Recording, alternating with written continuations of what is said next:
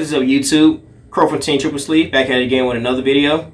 Today we have another deck profile. We're going over Angel Feathers. I know I put out the fight video beforehand before actually getting into the deck profile. I just wanted to showcase you guys how the deck kind of functions and works. At the time, the deck was proxy. I have all the cards in now. I will be going over the deck we're using just gift 1 alone, which I personally prefer to gift 1 build over to gift 2. And I will also be showing you guys like cards you can just interchange between gift 1 and gift 2. Which version you want to use, totally up to you guys. Again, me personally, I think gift 1 is the way to go. But I will show you guys like the cards that you can interchange in the deck as well in this video. Alright, without further ado, let's get started. Alright guys, for starters, Peniel, because we're in a new rule, you're allowed to get your ticket if your opponent's on grade 1 before you end up riding up. For your trigger lineup, we're running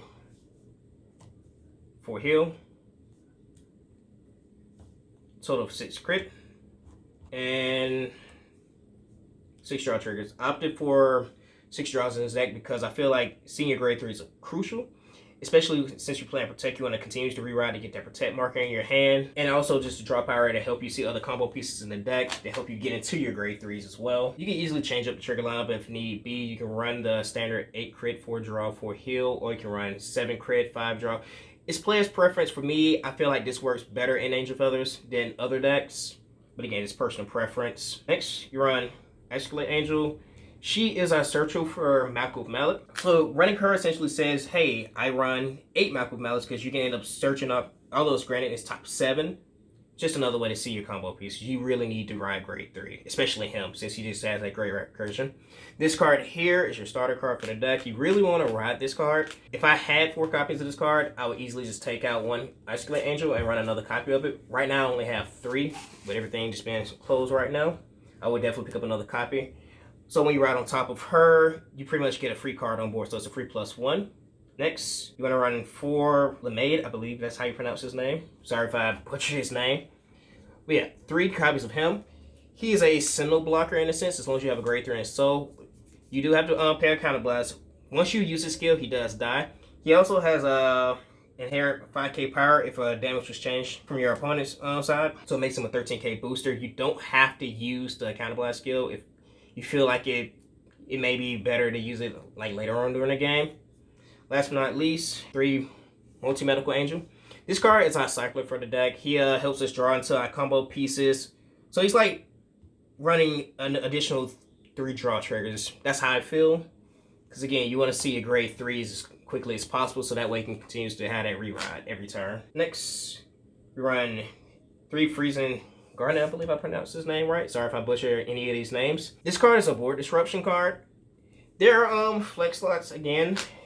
If you don't have to run this card, I feel like he's pretty good because again, he's board disruption, and he has another skill of counterblast of 1 for each face-up card your opponent has in their damage zone. He gets an additional 5k power, so he can become a big beater. But another card you can run in place of him is Scissor Star Angel. Essentially the same card minus the board disruption. So this card is for every face-up card your opponent has in damage zone, it gets 5k power.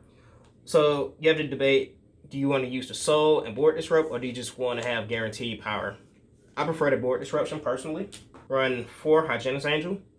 Just a big beater. 5k power for every card that you have in your damage zone. And it combos really well with the grade 1 that can sit on the block. And then you run 4 Zanya. Run 4 Zanyas because again, he's another board disruption card. He also gains an additional 10k power if a card was put into your opponent's damage zone during the turn. And also if you use the skill the move one of your opponent's regards to damage zone, he does die at the end of the battle. The move into the grade 3 lineup, the main man himself, Malkuth Mallet, have to run for this card. This card is crucial for the deck.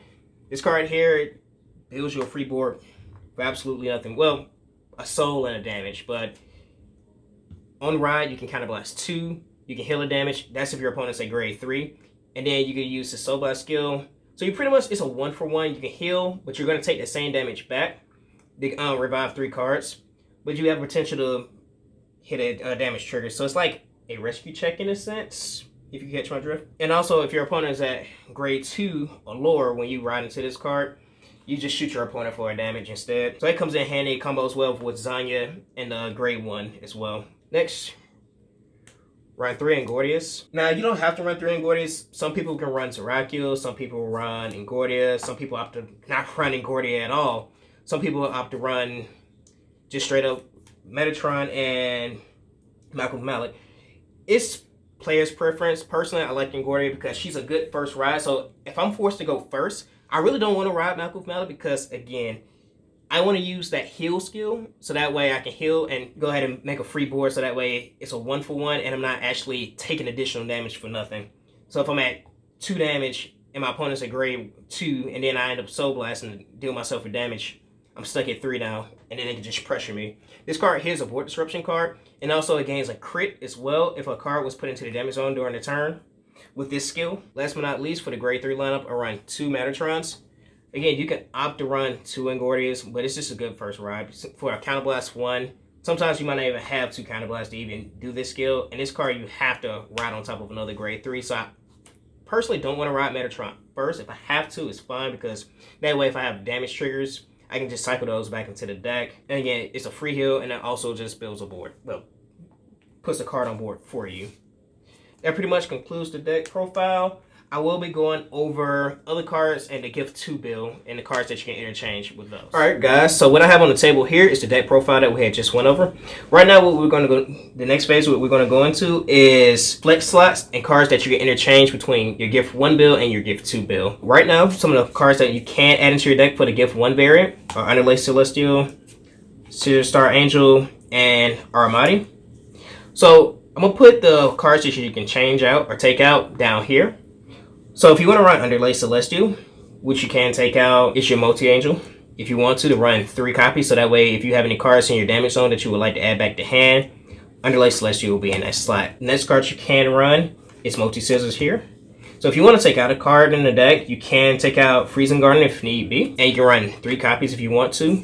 Or if you really like the board disruption on the cards I would recommend that you can take out for flex slots is either A, all 4 of your Hygienist Angel, or if you're like me and you really love this card a lot, you can just run a combination of 2 Hygienist Angel and 2 Scissor Star, because I know it sucks riding a 7k base grade 2. You can just get bullied by your opponent grade 1s on their grade 2 turn, especially considering if you go first. Or heck, even going second, it sucks as well. Alright, last but not least, last card that you have for a flex slot will be Aramati. If you want to take out a card I can recommend that you can take out, it's going to be either all 3 of your Freezing Garnet, or again, your Hygienist Angel, or it can be a combination between the 2.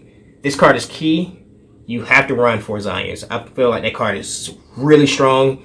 And again, it's just a board disruption as well, and a big beater. Now we're going to move into your Protect 2 stuff. Now, if you do choose to run the Protect 2 build, there are quite a few cards I would interchange in this deck. For example, I'll probably not run this card at all, Garnet. I will take out Garnet and run 3 MBT Angel. Or you can do a combination of Garnet and Hygienist Angel. Just player's preference at that point. I believe in my Gift 2 build, I just completely gutted this card out of the deck. And then for your grade 1 lineup, you can run Station Angel. So if you want to take out cards, you would take out all 3 of your multi-angels. Or multi-medical angel, or you can take out a combination of, I'll move this out the way for you guys. 1 to search for Malcolm Malik, take out 1 multi-medical, and you can take out 1 Arc Raider, or Arcroid, sorry for the mispronunciation. You're running your Station Angel. The reason why I took out 1 of him is because the grade 2 essentially does the same thing. It's the Sentinel block. As long as you have a Protect 2 marker in the same column with the grade 2 unit, it gets to 15k power. And as long as you have 3 Gift 2 markers on board, she gets the Sentinel block skill as well. So running this and this grade 2 is like running the same card in a sense. So the guard stretch skill becomes irrelevant at times, depending on how fast you can get your markers on board. Now, what I would recommend for the grade 3 lineup is that you would take out your Angordius, and you can run Zerakios in place, so that way you can kind of turbo into getting your Gift 2 markers on board. The faster you get these on board, the better. Now, next question will be, well, Crow, where would you put your Gift 2 marker? It all depends on your board state and what you have in hand and then your drop zone. If you end up riding to your Malcolm Malik and you have this great Station Angel in your soul or drop zone, I recommend putting your Gift 2 marker in the back row. Reason being why you want to have it in your back row is because she gains the ability to intercept from the back row. And since the Protect 2 gives an additional 10k shield to it, she becomes a 20k shield. Again, that's just some cards that you can interchange in the deck. Again, I prefer the Protect 1 version of the deck over the Protect 2 variant of the deck. I feel like it's stronger. You don't have to rely on, if a deck swings for really high numbers. I've tested against Melody, and at times I just get really overwhelmed. Even if I have like multiple Give 2 markers on board, I still end up having to hard guard a lot of the cards from hand as well, especially if they have Cannon on board. I can intercept, and if their lanes are swinging like 50 plus, I still have to end up guarding cards from hand anyway, so it defeats the purpose. So I might as well just use the Protect 1 marker to block the turn. Alright guys, thank you so much for watching. If you already have it, like, comment, subscribe. If there's any other decks that you would like to see on the channel or any match videos that you want to see, make sure you leave it down in the comment section down below so that we can review it and we can go ahead and get those videos out for you guys. Be sure to check us out on triplesleevedtcg.com for all your Cardfight Vanguard needs. This is Crow, signing out. Peace.